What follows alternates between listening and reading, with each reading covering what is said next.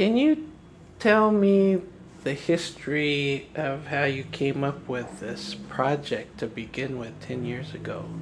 Well, actually, I think I first started working on this around 1998 or 99, something like that, or maybe around 2000.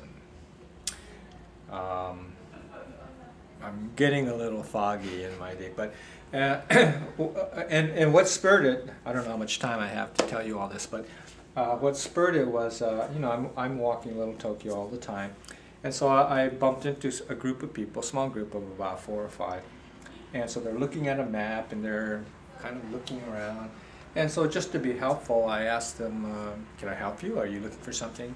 So they said, "Yeah, we're looking for Azusa Street." And this was really right, maybe about a half a block away on San Pedro.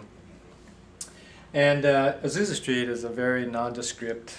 I mean, even Little Tokyo people may not know where Azusa Street was, but so I knew where it was, and so I pointed out where it was, and they went on their way, and I went on my way. And then this is again around maybe in the late 1990s, 98, 99. About a week or two later, I bumped into another group of people, Caucasian folks. And same thing, they're looking at a map and they're looking around. So I said, do you need help? Are you looking for something? And they said the same thing. They said, well, we're looking for Azusa Street. And so just to be helpful, I showed them where it was. But this time I was curious, and so I asked them, would you mind telling me why you're looking for Azusa Street? I mean, there's nothing there, it's just an alley. And so then they said, well, that's the site of the Azusa Street Mission, the Azusa Street Revival, and sort of the whole beginning of the Pentecostal church and Pentecostal movement. Well, then I started to get interested. I thought, really, I had no idea. But here are all these people looking for this site, so it must be significant. And then it just so happened I bumped into Paul Oda, who was a member of the Union Church, and he happened to mention to me that, did you know that the Pentecostal church started right here in Los Angeles? And I said, no, I didn't know that. And he goes, yeah, there's a house on Bonnie Brae, which is just a couple of miles from here. And then the church moved here to Little Tokyo. And I thought, my gosh, I think this is kind of providential. Something's happening here. And then I happened to have a graduate student intern at Little Tokyo Service Center, and she was interested in kind of how do we market Little Tokyo, and so I thought, this would be a great project. Would you mind researching the Azusa Street Mission and tell me what you learned so that I can learn more about it? Well, anyway, one day after she got this assignment, she came into my office literally out of breath, and she goes, Bill, I have to tell you, this is the most amazing story. And so then she sort of laid it all out about how the Azusa Street mission started here and how it's kind of changed the whole Christian world. And then but she herself was very piqued by the fact that the Azusa Street mission was a multiracial, multicultural church right here in the middle of downtown back in 1906. And by this time, I'm talking, it's probably about the year 2000. And so she said, just think of it, there was a church here that was diverse, and it just kind of turned the whole world upside down. And I thought, my gosh, really? And then she said there have been people who wanted to develop this site as a memorial or something to let it be known, but they didn't know who to talk to. And I've met them, and they're so excited to be able to maybe meet with me or others to kind of see what could be done. So I set up a meeting with these folks, and like she says, they were excited to talk to someone. They thought if we could do a memorial, if we could do some kind of commemoration of the event, that they would be excited. And most of them were members of the West Angeles Church of God in Christ Temple or Church, a huge church in South Central.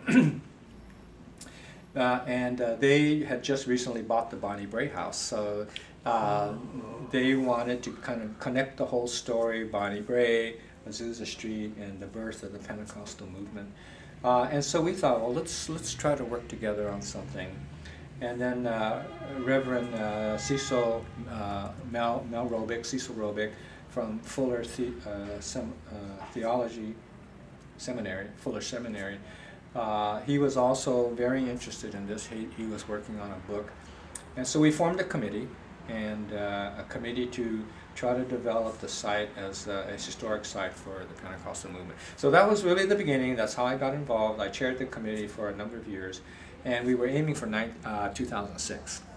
2006 would be the centennial, and so we thought, let's get it done by 2006 and have a grand opening. It would be a great story. And my interest was not only because of the religious part, and I'm a Christian myself, but I thought it'd be great for Little Tokyo, it'd be great for the cultural center, to have visitors to see something worth coming to see. So that was kind of a multiple motivation on my part.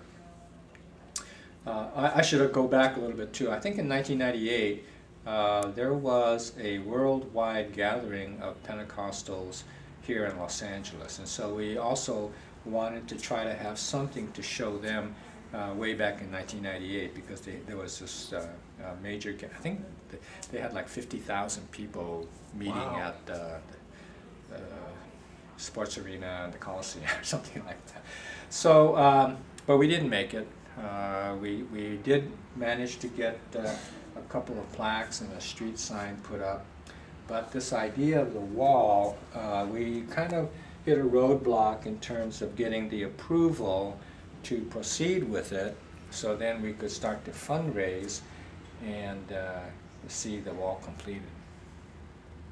That's a long answer to how I got it.